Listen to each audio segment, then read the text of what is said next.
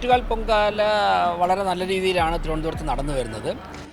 അത് ക്ഷേത്ര ട്രസ്റ്റിൻ്റേതായ കാര്യങ്ങൾ ചെയ്യുവാനുള്ള മെക്കാനിസമുണ്ട്. അതോടൊപ്പം തന്നെ സംസ്ഥാന സർക്കാർ പിന്നെ തിരുവനന്തപുരം കോർപ്പറേഷൻ ഒക്കെ തന്നെ സഹകരിച്ചാണ് മുന്നോട്ട് പോകുന്നത്. അതോടൊപ്പം തന്നെ പൊതുസമൂഹത്തിൻ്റെ വലിയൊരു പങ്കാളിത്തം, സന്നദ്ധ സംഘടനകൾ, മറ്റ് ക്ലബ്ബുകൾ, സാമുദായിക സംഘടനകൾ, മതസംഘടനകൾ, ഇവരൊക്കെ തന്നെ അവരെ കൊണ്ട് കഴിയുന്ന തരത്തിൽ സഹായിക്കുന്നുണ്ട്. അതോടൊപ്പം തന്നെ തൊഴിലാളികളൊക്കെ തന്നെ, വീട്ടമ്മമാർ ഒക്കെ നന്നായിട്ട് സഹകരിക്കുന്ന തരത്തിലാണ് എല്ലാ വർഷവും പോകുന്നത്. അപ്പോൾ ഓരോ വർഷവും ഏതെങ്കിലും ഭാഗത്ത് ചെറിയ ചെറിയ പാളിച്ചകൾ കണ്ടു കഴിഞ്ഞാൽ അത് കറക്റ്റ് ചെയ്ത് മുന്നോട്ട് പോകാൻ വേണ്ടി ഞങ്ങൾ പരിശ്രമിച്ചിട്ടുണ്ട്. എല്ലാ കൊല്ലവും ചെയ്യാറുണ്ട്, ഇപ്പോഴും ചെയ്തിട്ടുണ്ട്.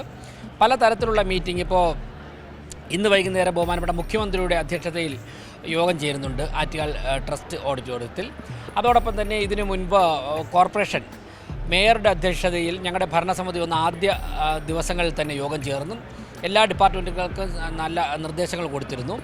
അതിൻ്റെ അടിസ്ഥാനത്തിൽ ഇപ്പോൾ പൊങ്കാല ഉത്സവം തുടങ്ങുന്നതിന് മുമ്പ് തന്നെ 15 ദിവസമുണ്ട്. അതായത് ഫെബ്രുവരി 14-ാം തീയതി തന്നെ എല്ലാ റോഡുകളുടെയും പണി പൂർത്തിയാക്കി. സാധാരണ പൊങ്കാലയുടെ തലേദിവസമൊക്കെയാണ് റോഡുകളുടെ പണിയൊക്കെ പൂർത്തിയാകുന്നത്, അല്ലെങ്കിൽ പലപ്പോഴും അപ്പോഴാണ് നടക്കുന്നത്. ഇത്തവണ ഫെബ്രുവരി 14-ന് തന്നെ, മാർച്ച് 3-നാണ് ആറ്റുകാൽ പൊങ്കാല, ഫെബ്രുവരി 14-ന് തന്നെ ഏറെക്കുറെ എല്ലാ റോഡുകളുടെയും പണി പൂർത്തിയാക്കി.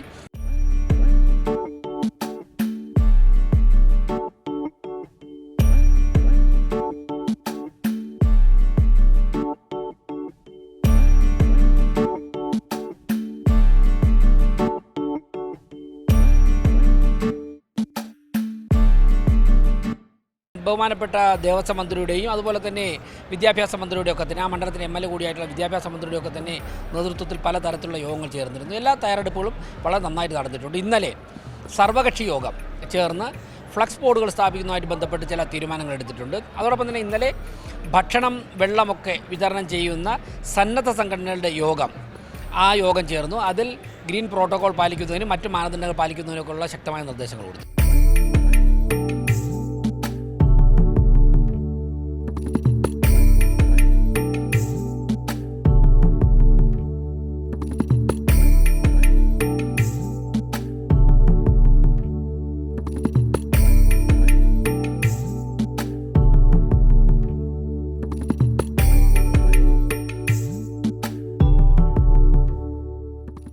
ശുചീകരണ പ്രവർത്തനങ്ങൾക്ക് കോർപ്പറേഷൻ്റെ കോർപ്പറേഷൻ്റെ ശുചീകരണ തൊഴിലാളികൾ കൃത്യമായിട്ട് അവർക്ക് നിശ്ചയിച്ചുള്ള സ്ഥലങ്ങളിൽ JHIമാരുടെയും HIമാരുടെയും ഹെൽത്ത് സൂപ്പർവൈസറുടെയും ഹെൽത്ത് ഓഫീസറുടെയും ഒക്കെ നേതൃത്വത്തിൽ കൃത്യമായ സ്ഥലങ്ങളിൽ അവരെ വിന്യസിച്ചിട്ടുണ്ട്. അതോടൊപ്പം തന്നെ പൊങ്കാല ദിനത്തിൻ്റെ അന്ന്, പൊങ്കാല കഴിഞ്ഞ് ഉണ്ടാകുന്ന മാലിന്യങ്ങൾ മാറ്റാൻ വേണ്ടി, വിറകിൻ്റെ ബാക്കി, അതുപോലെ തന്നെ ചുടകിലൊക്കെ മാറ്റാൻ വേണ്ടി ഞങ്ങൾ തൊഴിലാളികളെ ആ 1-2 ദിവസത്തേക്ക് കൂടുതൽ തൊഴിലാളികളെ എല്ലാ വർഷവും ചെയ്യുന്നത് പോലെ ആവശ്യമുള്ള സ്ഥലത്തിൽ അതിൽ കൂടുതലായിട്ടുള്ള തൊഴിലാളികളെ നേരത്തെ തന്നെ ബുക്ക് ചെയ്തിട്ടുണ്ട്. ഈ മാലിന്യങ്ങൾ മാറ്റാൻ ആവശ്യമായുള്ള ടിപ്പർ ലോറികൾ, അതോടൊപ്പം തന്നെ അതിനുശേഷം പൊടി പറക്കാതിരിക്കാൻ വെള്ളം തളിക്കുവാനുള്ള ടാങ്കറുകൾ, അതൊക്കെ തന്നെ കൃത്യമായിട്ട് സജ്ജമാക്കി എവിടെയാണ് പ്ലേസ് ചെയ്യേണ്ടത് അക്കാര്യങ്ങൾ തീരുമാനിച്ചിട്ടുണ്ട്. ഓരോ വർഷവും നടത്തുമ്പോൾ ഏതെങ്കിലും ഭാഗത്ത് പാളിച്ച ഉണ്ടായിട്ടുണ്ടെങ്കിൽ ആ ഭാഗത്ത് അത് റെക്ടിഫൈ ചെയ്യാനുള്ള തീരുമാനം എല്ലാ തവണയും ഉണ്ടാകും. അപ്പോൾ കഴിഞ്ഞ തവണ ഉണ്ടായ 1-2 കാര്യങ്ങൾ ശ്രദ്ധിക്കേണ്ടതായിട്ടുണ്ട് എന്ന് ഞങ്ങളുടെ മീറ്റിങ്ങിൽ വന്നു. അക്കാര്യങ്ങൾ ശ്രദ്ധിക്കുവാനുള്ള മുൻകരുതൽ എടുത്തിട്ടുണ്ട്. തിരുവനന്തപുരത്തിൻ്റെ ഒരു ആഘോഷമാണല്ലോ, എല്ലാവരും തയ്യാറായിട്ടുള്ള സ്വീകരിക്കാൻ വേണ്ടി എത്ര ലക്ഷം ജനങ്ങൾ വന്നാലും സ്വീകരിക്കാൻ തിരുവനന്തപുരം തയ്യാറായി കഴിഞ്ഞു.